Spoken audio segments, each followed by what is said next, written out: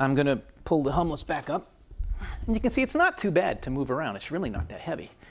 And what I'm going to do is turn this again over to this camera. And I'm hoping we can see the meter. I'm going to try and look here. So in order to bring the unit on, get it turned on so we can see what we have, there's a button right up here towards the screen. We're going to hold this. And you can hear, I maybe didn't hold it long enough. There we go.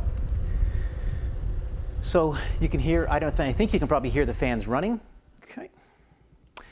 Here's the USB ports, so you can plug your laptop, iPad, anything that takes a USB charging section. That's where you plug your phone or an adapter of such there. Over below it then we have your regular AC outlet, which is going to be standard for plugging your household utilities into to draw power out of it. Below it you have 12 volts coming out, which you can use your Anderson cable. And then you have a cigarette lighter. So a lot of people still have some sort of cigarette lighter type style charger for their phone or other devices, so that makes a lot of sense to have that there. Over here is where you would plug in that AC cable. And where did I put that? Here. So I'll untwine this real quick and plug that in. So in the event we wanted to be charging the unit while we weren't in a distress period, we're going to plug that right in, and then this is going to plug right into your wall. And I have an extension cable here that we're going to plug this in a few minutes actually, and give it a run. So anyway, the unit is fairly charged.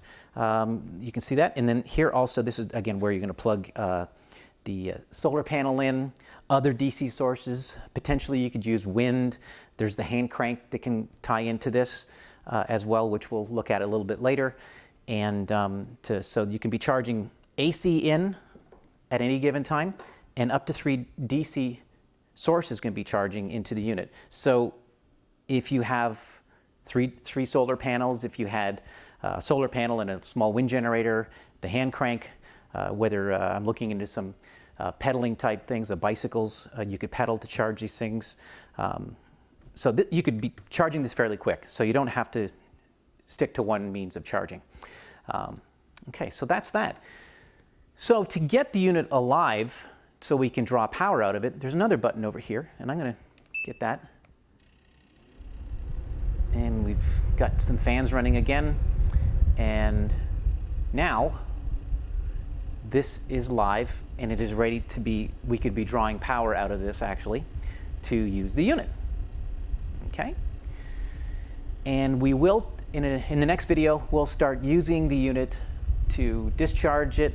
We're going to run the battery down a little bit, and then we're going to plug it into your regular AC source, and then get the unit ready to charge up as if we were going to put the unit in the garage or in your closet and store it, so that we would be ready for an event where we needed to use it, and we could pull it right out and then crank it back on, and we'd be ready to go.